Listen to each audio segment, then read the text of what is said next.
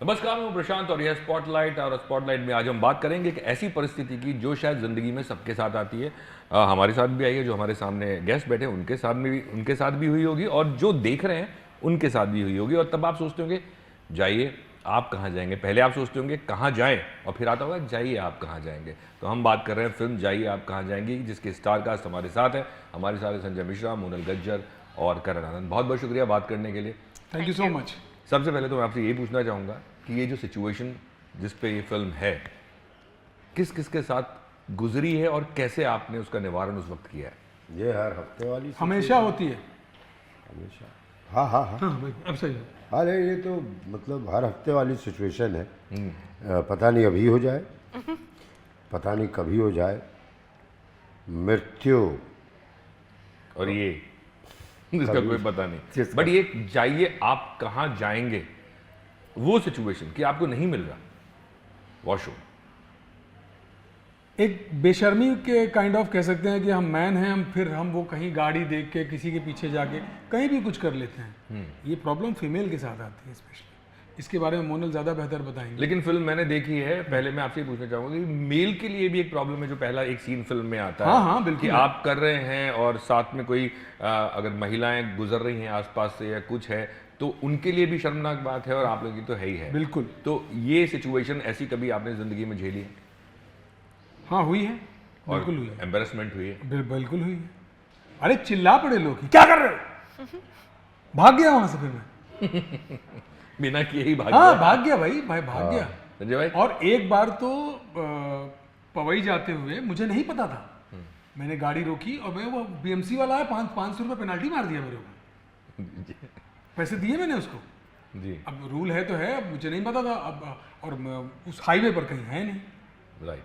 Washroom की बात करें, मैं आपको बता देता हूँ, इनको जाना था और नहीं इनको मिला। संजय भाई आपके साथ कभी? नहीं, मैं कभी इस सिचुएशन में फंसता ही नहीं हूँ। मुझे शिशु आई है, अब आई है तो क्या करें, आंखों से तो निकाल नहीं सकते। उसका एक प्रोसेस है। अब दुनिया बोलती रहे, मुझे कोई फर्क नहीं पड़ता, क्योंकि आदत बन गई है ऐसे कि बॉस। लेकिन जब मैं अपनी लम्हा के साथ जा रहा था, पापा शिशु आई है, तब मुझे, और वो कितने साल की है अभी, 9-10 हुई है, 10 साल की, तब मुझे लगा था यार ये बताओ, क्योंकि अपनी बेटी है, मैं कहीं भी कैसे बोल दूं बैठ जाने को। राइट।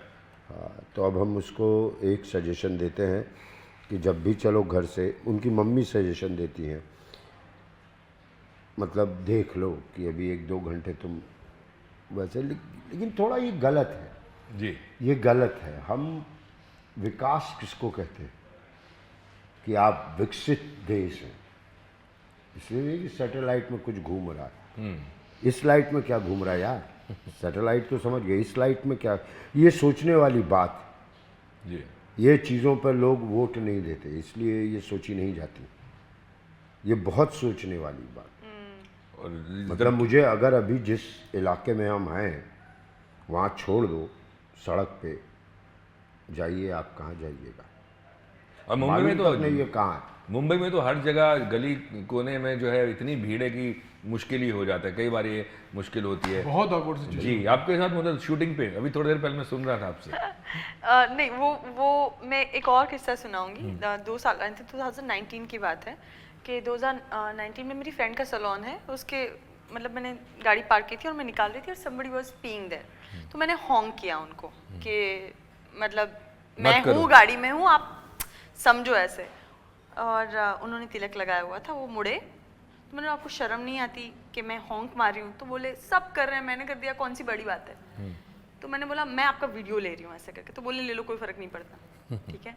और मैंने लिटरली नेक्स्ट डे जाके उन पे केस किया था कि आप नहीं पब्लिक पे, फर्स्ट तो आप तो टॉयलेट कर रहे हो, यूज़ आप दुकान को यूज़ कर सकते हो, आप सलून में जाके यूज़ कर सकते हो, but why on literally on the street, और वो भी दिन की बात है।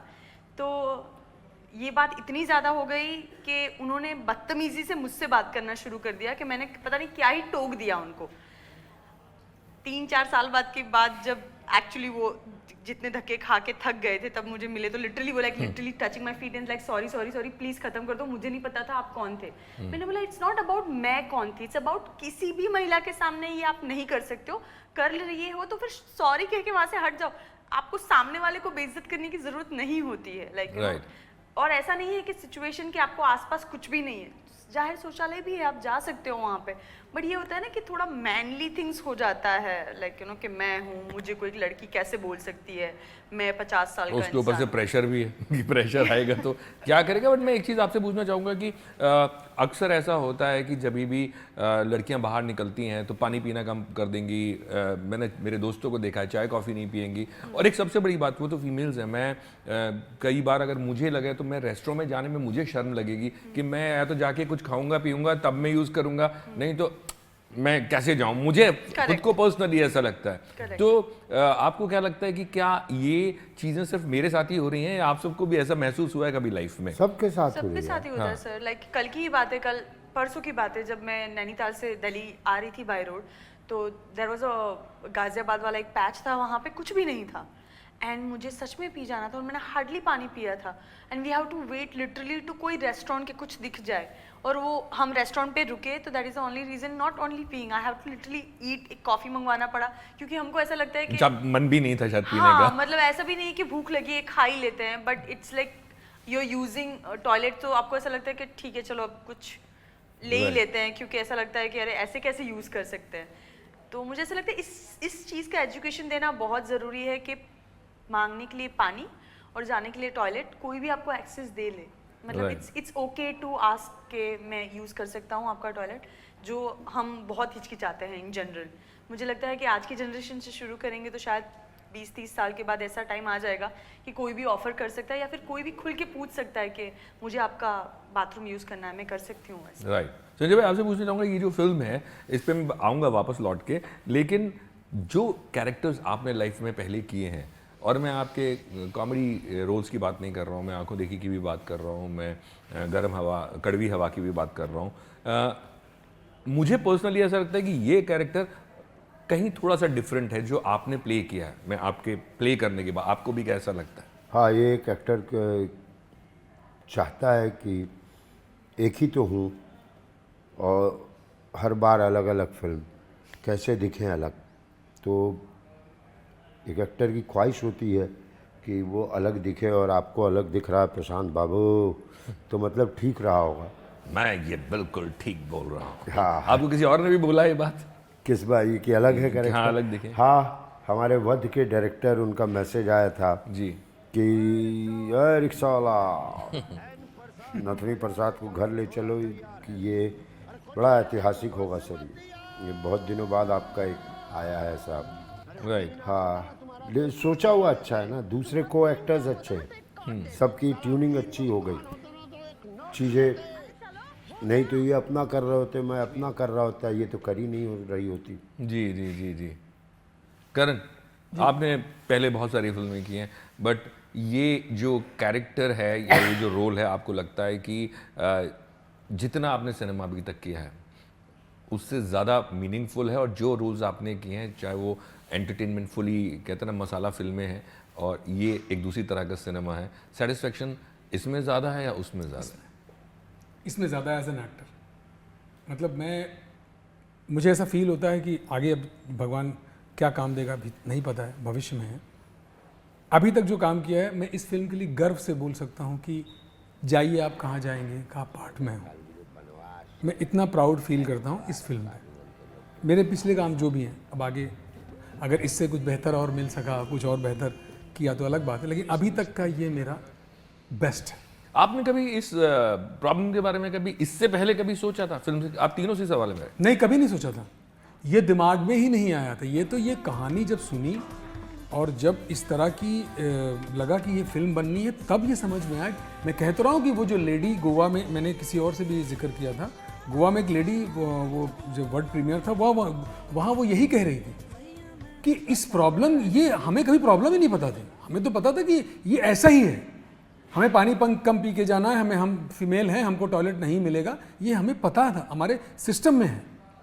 उसी तरह हमें था, मुझे भी यही फील होता था ये फिल्म के बाद, ये फिल्म जब स्टोरी और इसको करने के बाद समझ में आया नहीं, इस पर तो बात होनी चाहिए।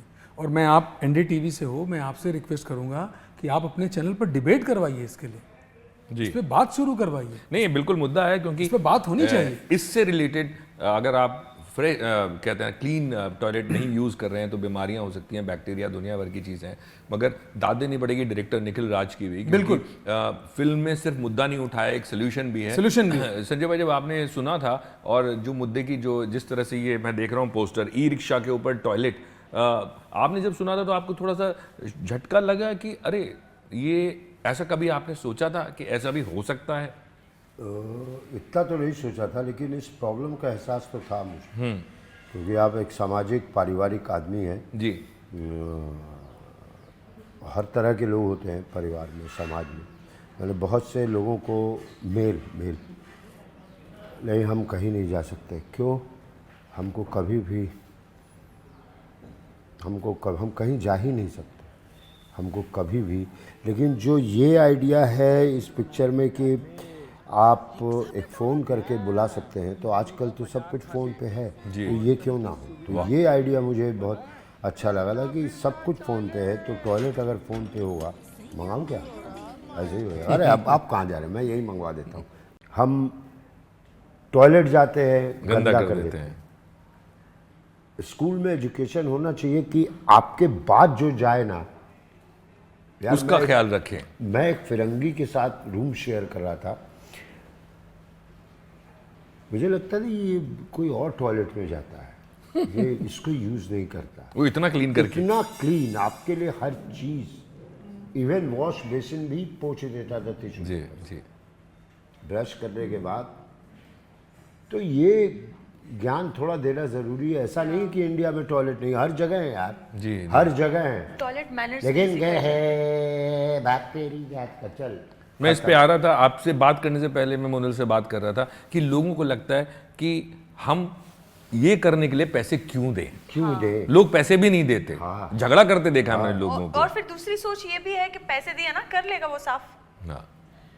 दोनों बहुत गलत सोच है। मतलब ये मैंने बोला कि ये इन्होंने बहुत अच्छा पॉइंट रखा कि बच्चों को, मतलब मम्मी पापा को ही नहीं पता है कि टॉयलेट मैनर्स क्या होता है, कि कैसे बैठते हैं, कैसे उठते हैं। जैसे बहुत सालों के बाद, हाँ, बहुत सालों के बाद वेस्टर्न टॉयलेट अपने यहाँ पे आया, ठीक है, बट द इंडियन टॉयलेट में भी ऐसा है कि ऐसा मेरे घर पे हुआ करता था, इसलिए मैं इसके बारे में बात कर सकती हूँ कि मेरे घर पे इंडियन टॉयलेट था जब मैं छोटी थी। तो मेरे पापा जाके आएंगे और वो ठीक नहीं है ना, तो मेरी मम्मी साफ करेगी। तो मैं बोलती थी मम्मी को कि आप पापा को क्यों नहीं बोलते कि पानी ठीक से डालें? तो मम्मी बोले पापा को नहीं बोल सकते। मैंने बोला क्यों नहीं बोल सकते? बोले पापा है।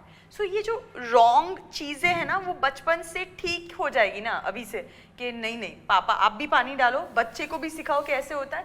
तो that take times, but still वो एजुकेशन अभी से आना चाहिए। खाना कैसे सिखाते हैं कि 2 हाथ से रोटी नहीं तोड़ते हैं, 1 हाथ से रोटी बाएं हाथ से नहीं तोड़ते हैं। हाँ, स्पून ऐसे पकड़ते हैं, फोक को ऐसे पकड़ते हैं, कांटे को ऐसे पकड़ते हैं। तो आई थिंक ये भी इतना ही इम्पोर्टेंट है, जो हमें बचपन से बच्चों को सिखाना बहुत जरूरी है। मैं आपसे पूछना चाहूँगा कि ये फिल्म में खाली टॉयलेट ही नहीं है, एक जो पिता बेटे का रिश्ता है, बाप बेटी का रिश्ता है, साथ में बहुत इशारों में छोटी छोटी बातें की गई हैं, जैसे गरीबी। आपका एक डायलॉग है फिल्म में कि मेरे सबसे बड़ा दोष है मेरी गरीबी।